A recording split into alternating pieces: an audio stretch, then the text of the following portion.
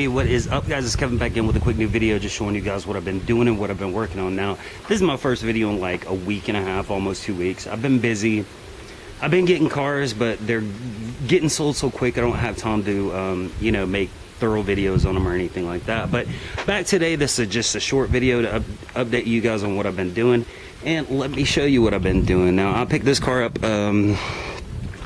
about 4 days ago. It's a Honda Civic.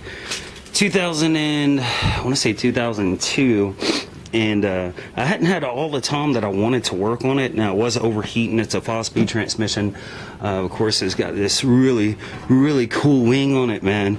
I bet that gave it like 20 horsepower, but it is lowered. It's got some decent suspension on it, as you can see, but it had a head gasket issue, so I was just like, screw it. Finally started really working on the car today. The guy had receipts where he replaced the engine, replaced the transmission and all that stuff about 2 years ago. As you can see, this transmission is from Jasper Engine and Transmissions.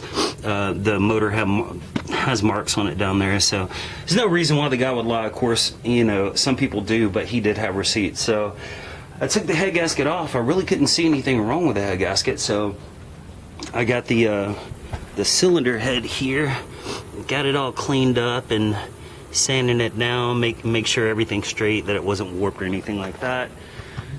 Did the same with the block itself, so I'm gonna throw this thing back together and hopefully it doesn't overheat anymore.